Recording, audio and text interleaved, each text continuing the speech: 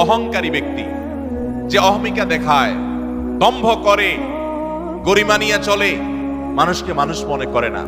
কারোর টাকার গরম আছে, কারোর নাম যশ খ্যাতির গরম আছে, কারোর ক্ষমতার গরম আছে। আল্লাহ তাআলা এক একজনকে এক একটা দিয়ে পরীক্ষা করেন। এগুলোর মাধ্যমে যারা অহংকারী হয়ে যায়, এগুলোর কারণে যারা অহংকারী হয়ে যায়, এই অহংকারী ব্যক্তি কখনো জান্নাতে যাবে না। সহিহ মুসলিমের হাদিসে আসছে, নবী করিম সাল্লাল্লাহু আলাইহি ওয়াসাল্লাম বলেছেন, লা ইয়াদখুলুল জান্নাতা মান কানা ফি কলবিহি মিসকালু যাররাতিন মিন কিবরিন।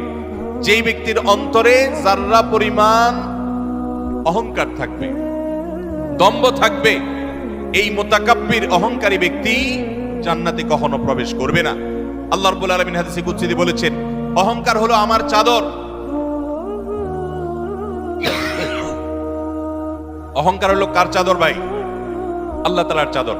এই চাদর নিয়ে যদি কেউ টানাটানি করে, আল্লাহ রাব্বুল আলামিন তাকে ছিন্ন বিচ্ছিন্ন করে ছাড়বেন, তাকে আল্লাহ তাআলা কখনো জান্নাত দিবেন। এজন্য ভাইরা সবসময় বিনয়ী হয়ে থাকতে হবে। জান্নাতি লোকদের কিছু মার্কা আছে, এর ভিতরে একটা মার্কা হলো তারা বিনয়ী থাকবে, মাটির মানুষ হয়ে থাকবে, নিরীহ হয়ে থাকবে। তাদের উপরে সবাই চড়াও হতে চাইলেও তারা চড়াও হবে না, অর্থাৎ বিনম্র থাকবে। এটা জান্নাতি লোকদের মার্কা। এজন্য ভাইরা বিনয়ী হতে হবে।